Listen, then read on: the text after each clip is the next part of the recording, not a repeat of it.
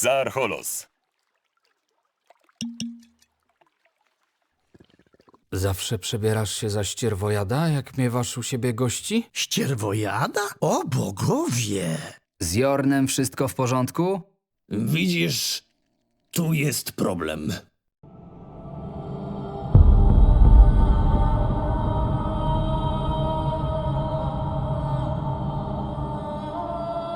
Królestwo Myrtany zjednoczone pod berłem króla Robara II. W ciągu długich lat swojego panowania Robar zdołał pokonać wszystkich wrogów królestwa, oprócz jednego. Wojna z orkami była niezwykle kosztowna, a wróg działał szybko i bezwzględnie. Z powodu przedłużającej się wojny gospodarka Królestwa Myrtany pogrążała się w coraz większym kryzysie. Rozwiązaniem tego problemu miało się okazać zwiększenie kontyngentu górników na wyspie Korinis. Przestępców skazywano na przymusowe roboty w otwartym więzieniu, nazywanym potocznie Górniczą Doliną. Tymczasem, aby przerwać aktualny impas na froncie, król wysłał całą potęgę swojej morskiej floty, chcąc jednym sprawnym uderzeniem uniemożliwić podbój niezwykle istotnych wysp wschodniego archipelagu. Niestety, admirałowie królewscy źle ocenili sytuację, a orkowie okazali się równie sprawnymi wojownikami na morzu, jak i na lądzie.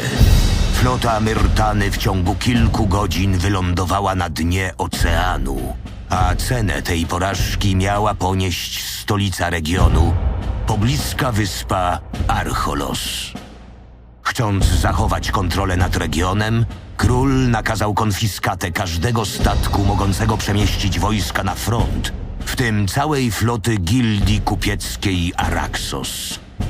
A każdy zdolny do walki obywatel, niezależnie od stanu majątkowego, miał wkrótce zostać wcielony do armii. To wszystko jedynie zaogniło i tak bardzo napiętą sytuację na wyspie. Archolos zaczyna wrzeć od wewnętrznych konfliktów wynikających z dużego zróżnicowania mieszkańców, a z każdym dniem na wyspę docierają kolejne fale uchodźców. Tymczasem na małej wyspie Londram dwóch braci szykuje się do ucieczki na Archolos.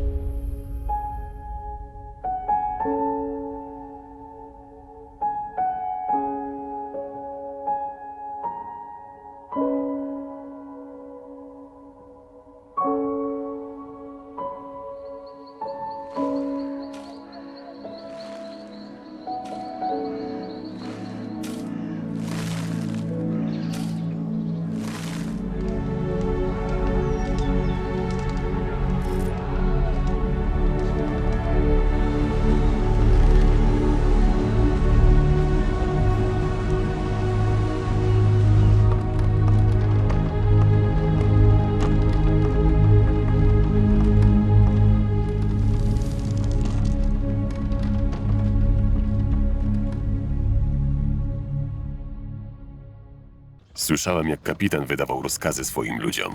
Niedługo zrzucą kotwicę. Czyli niebawem przekonamy się, jak dobrym pomysłem było przybycie na to całe Archolos.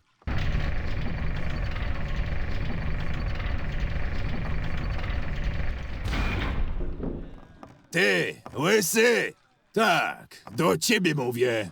Wyglądasz na kogoś, kto ma tam coś w łepetynie. Zgarnij resztę i jazda na pokład. Koniec trasy? A żebyś wiedział, tak się jakoś składa, że każdy rejs ma swój koniec. Twoi ludzie wydają się być czymś bardzo podekscytowani. Hej, popatrzcie jaki bystrzak. Widać, żeście najbardziej rozumni spośród tej bandy patałachów. Cierpliwości, zaraz sam się o wszystkim przekonasz. Wyspa Archolos jest tuż przed nami, ale zanim do niej dotrzemy, musimy załatwić pewną sprawę niecierpiącą zwłoki. No już, jazda na górę!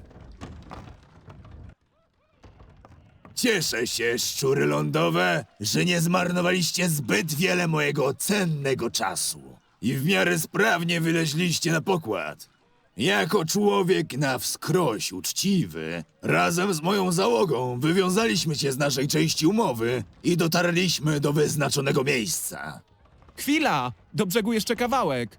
Bliżej nie podpłyniemy. Lada chwila zaczynają się mielizny, a wraz z nimi ostre jak brzytwa skały. Więc choćby sam Beliar miał mnie przekląć, nie podpłynę bliżej. Co prawda, zgodnie z umową, mieliście dostać szalupę, którą bezpiecznie dopłynęlibyście do brzegu, ale jeden z was postanowił przywłaszczyć sobie waszą wspólną zapłatę za tę dogodność. Timo, może opowiesz wszystkim, jak to było? Ty co? Nie jestem żadnym złodziejem. Nakarmiłem cię, napoiłem, wziąłem pod swoje skrzydła, a w zamian dostaję od ciebie po gębie. Ale wchodząc na statek miałem go. Ktoś mi go zwinął. Na Inosa przysięgam. Timo.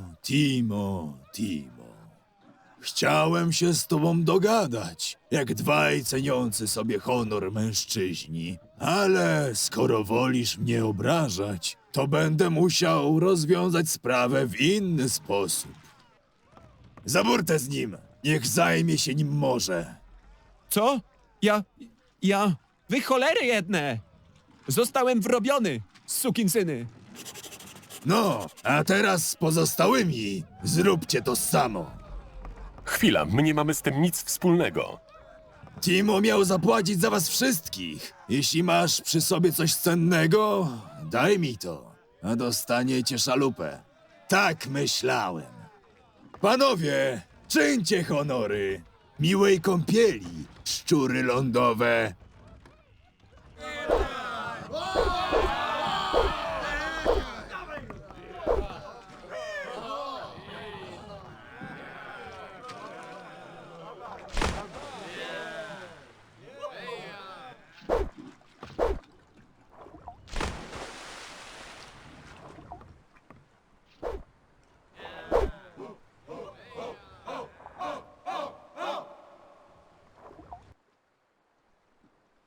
Świetnie. Obyśmy tylko nie trafili z deszczu pod rynnę. W porządku, nie ma co tutaj sterczeć. Nam się poszczęściło, ale wypadałoby sprawdzić, co z resztą.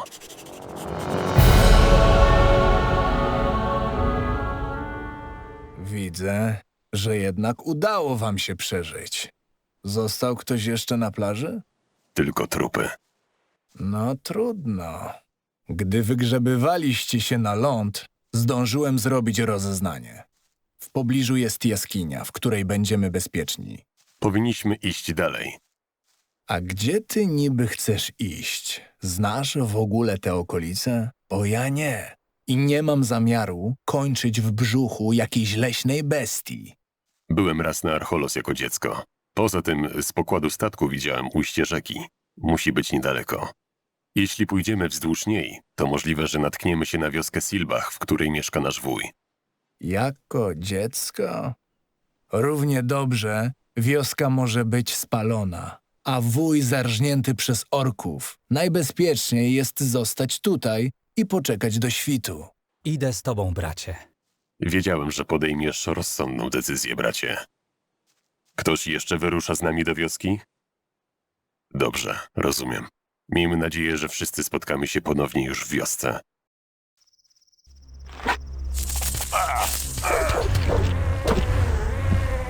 O cholera.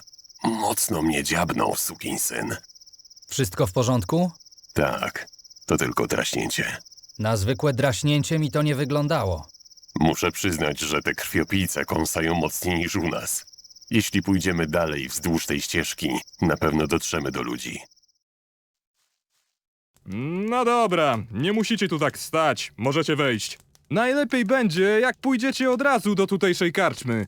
Co tu się dzieje? Przyszły jakieś włóczęgi i mi podłogę brudzą. Jeszcze jedzenia się domagają. A złota ani widu, ani słychu. Oni ledwo żyją. Nie będą w stanie sprawić nam problemu. A Adanos każe pomagać potrzebującym. Czego potrzebujecie? Mój brat jest ranny. Ukąsiły go krwiopijce i potrzebuje pomocy. Co prawda mamy w wiosce jednego maga wody, ale Są z nim same problemy. Zobaczę, co da się zrobić. Możliwe, że pomoc Cyrulika będzie niezbędna. W pokoju na piętrze powinno być jakieś wolne łóżko. Jeszcze raz stokrotne dzięki.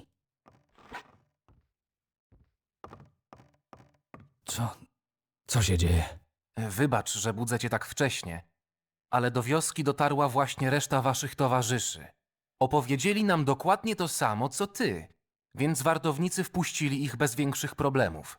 Byłeś może u Jorna? Jak się dzisiaj czuje? Marta podała mu napar ziołowy i regularnie nakłada kompresy na ranę, ale wciąż jest bardzo osłabiony. Wygląda na to, że bez pomocy Cyrulika albo alchemika się nie obędzie. Na twoim miejscu porozmawiałbym z wujem. Z tego co pamiętam, to dobrze dogadywał się z miejscowymi alchemikami. Czego tu myszkujesz? Wara od mojej chaty! Pewnie szukasz czegoś, co można zwędzić i opylić na gorzałe, co? Ja znam takich jak ty. Nie poznajesz mnie? Bo ja ciebie tak. Jestem Marvin. Brat Jorna. Twój bratanek. Skąd ty? O cholera! Niech cię kretoszczur popieści, Marvin! Jak tam staruszek się trzyma? To temat na dłuższą rozmowę. W takim razie pogadamy o tym kiedy indziej. A Jorn? Pewnie już dawno przerósł Gerta. Przybyliśmy razem na wyspę, ale został w karczmie u Wiktora. Nie za dobrze się czuje. A co z nim? W drodze do Silbach urządlił go krwiopijca. I właśnie w tej sprawie cię szukałem. Ej, niedobrze. Te skurczybyki potrafią zaleźć za skórę nawet największym twardzielom. Nie traćmy już więcej czasu i chodźmy porozmawiać z Jornem. Nie powinieneś teraz leżeć? Żeby wszystkie kości mi się zastały i żebym udusił się na tym strychu, musiałem na chwilę zejść się przewietrzyć. Dawno cię nie widziałem, wuju. Ja ciebie również. Kiedy to było? Jedyne co pamiętam to to, że gdy ostatnio cię u nas widziałem, byłeś o głowę niższy. No i miałeś na niej trochę więcej włosów. Wybacz, że zjawiamy się tutaj tak niespodziewani i nagle prosimy o pomoc. Spokojnie, chłopcze, jesteśmy rodziną. Sam Adanos uczył nas, że rodzina to rzecz najważniejsza. Niezależnie od wszystkiego, co by się z nią działo. Z pewnością chcecie udać się do miasta. Tam to dopiero można zrobić. Ale jak pewnie możesz zauważyć, jestem w aktualnym stanie jedynie kulą u nogi Marvina. W takim razie musimy zdobyć coś, co pomoże ci z tym paskudnym urządleniem. Naprawdę, nie wiem, czy jest taka potrzeba. Powoli czuję się coraz lepiej. Daj spokój, Jorn. Znam maga wody, który mieszka tutaj w Silbach. Ostatnio nawet pomogłem mu z jedną sprawą. Na co dzień nie uprawia już alchemii, ale z pewnością wymyśli coś na twoją ranę. Marvin, może pobiegniesz do niego i poprosisz o coś na ranę brata. Ja tymczasem porozmawiam sobie jeszcze z Jornem i pomogę mu wejść po tych krzywych schodach w karczmie. Jasna sprawa. Do zobaczenia. Łap za szczotę i do roboty. Tylko nie marudź za długo. Za parę minut mam tu widzieć czystą podłogę. Weź i wyrzuć chwasty, jakie wyrwałem. Za pomoc dostaniesz grosz. Nie jestem pewien, czy ten przepis jest dobry. Mógłbyś go sprawdzić? Jasne. Przez tę powódź coś musiało zablokować łopatki młyna. Jeśli pozbędziesz się tego cholerstwa, dostaniesz ode mnie parę monet. W porządku. Sprawdzę, co to takiego. Chłopcze, spadłeś mi prosto z nieba. Wiesz, to zależy od tego, co masz na myśli. Wystarczy, że weźmiesz miotłę i trochę tu pozamiatasz. Chętnie ci pomogę.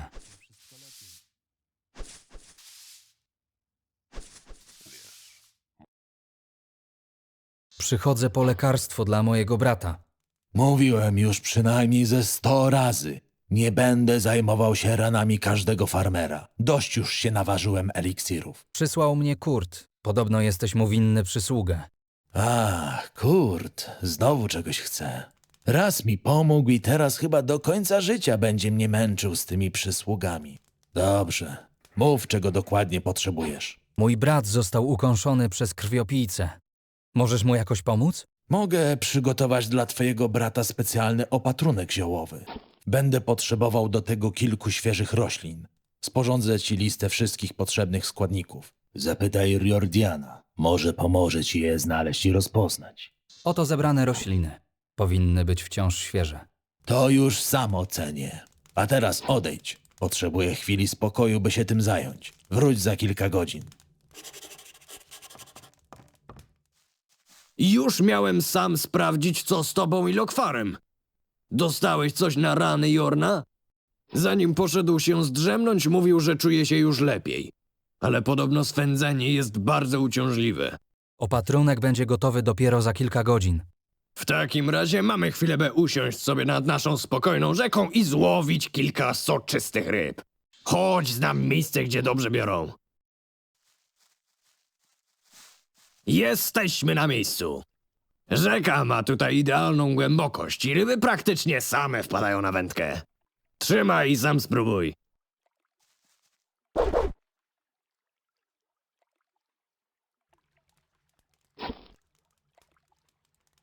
Może sprawdzimy, co z opatrunkiem dla Jorna. Masz rację. Trochę tu posiedzieliśmy, co?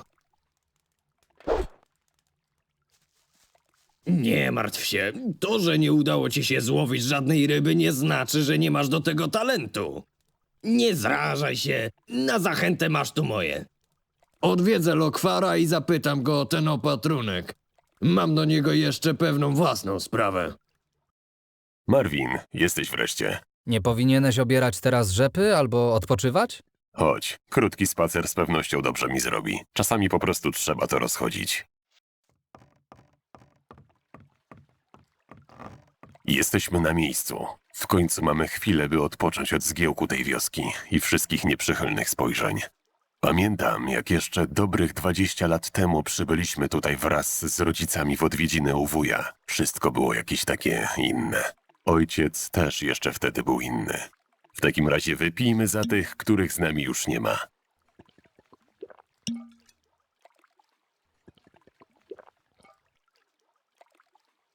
I miejmy nadzieję, że choć część naszych przyjaciół z Londram także zdoła tu dotrzeć. Marvin, zrobiliśmy to, co było konieczne, żeby uciec i przeżyć. Nikt nie miałby za złe tego, co się wydarzyło. Ukradliśmy amulet z grobu własnej matki. Gdyby jakiś mag z naszej wioski się o tym dowiedział, to chyba by nas przeklął. Wojna wszystko zmienia. Sami oddaliby nam ten amulet, żebyśmy mogli uciec. Londram nie ma szans obronić się przed orkami. Nie jesteśmy żołnierzami, Marvin. Pozostaw obronę kraju tym, którzy zostali do tego przeszkoleni i którzy otrzymują za to żołd.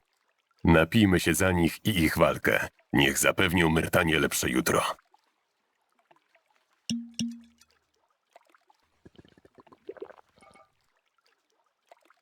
Jak się czujesz po dniu pełnym przygód? Znacznie lepiej.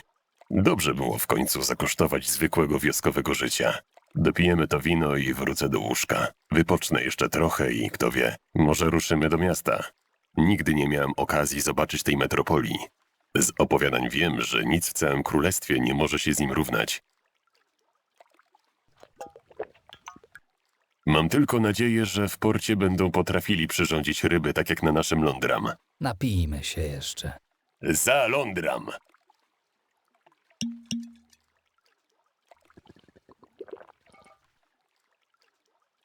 Napijmy się jeszcze.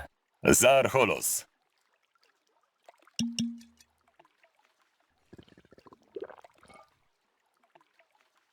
Powinniśmy już wracać. Wracać? Już teraz? Dopiero co tu przyszliśmy. Kto wie, kiedy będzie kolejna okazja, by tak spędzić miło wspólny wieczór. Poza tym, zostały nam jeszcze 2 butelki wina, a chyba nie chcemy, żeby się zmarnowało. Dobra, dawaj to wino.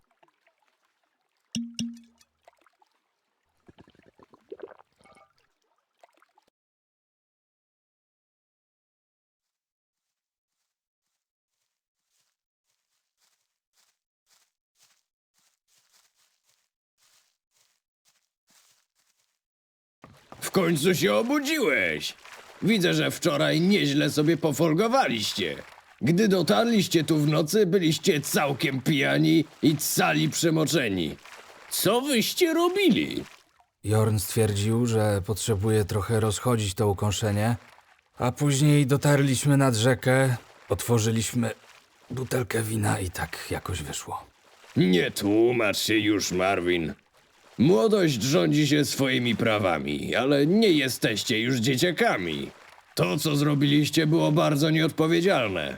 Co gorsza, wygląda na to, że od tych wszystkich atrakcji stan twojego brata jeszcze się pogorszył.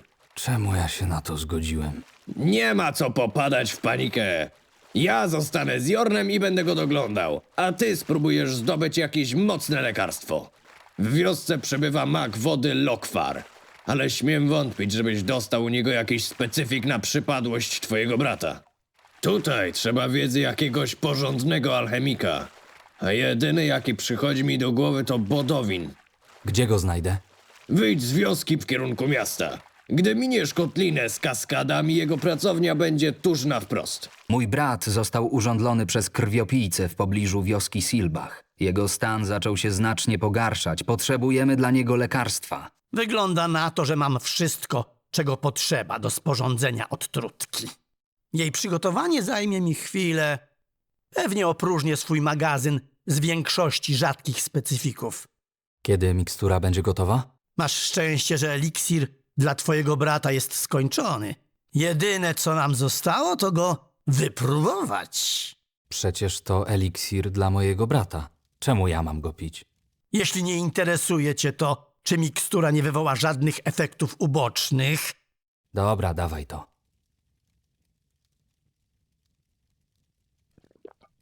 No i co? Odczuwasz jakieś zmiany? Zupełnie nic. Wygląda na to, że lekarstwo działa.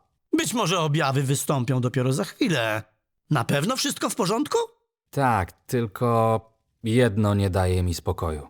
Zawsze przebierasz się za ścierwojada, jak miewasz u siebie gości? Ścierwojada? O bogowie! Co tu się dzieje? Fascynujące! Chyba jednak coś jest nie...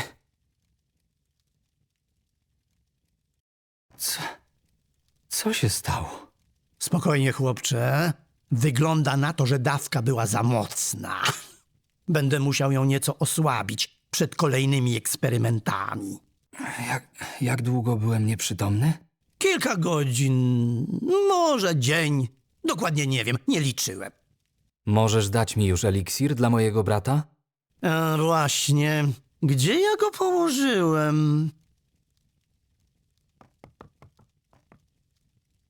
Pozostała nam już tylko jedna rzecz do wyjaśnienia. Taki eliksir to nie jest tania sprawa. Oto twoje złoto. Dobrze.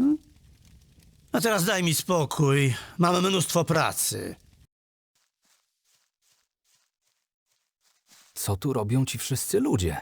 Najlepiej będzie, jeśli porozmawiasz o tym ze swoim wujem. Co tu się stało? Z tego co wiem, było włamanie, ale nie znam szczegółów.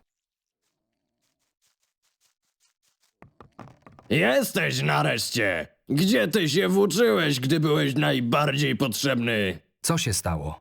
Ktoś cię włamał i zdemolował moją chatę! Oto się stało!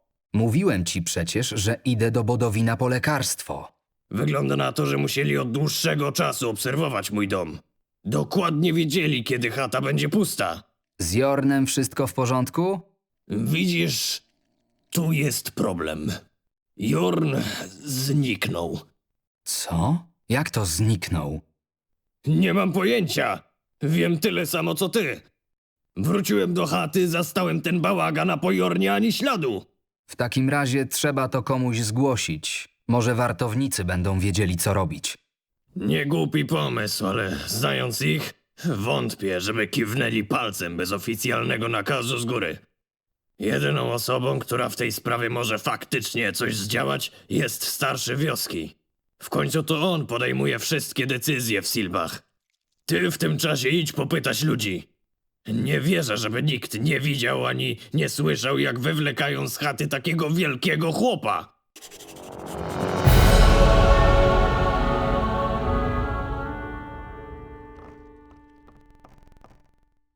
Chciałbym dołączyć do gildii. Przysięgam przepijać swoją wypłatę z towarzyszami broni przy każdej możliwej okazji. Ani kroku dalej. Mamy tutaj miejsce zbrodni. Proszę nie naruszać spokoju ciała. To ja, Jorn!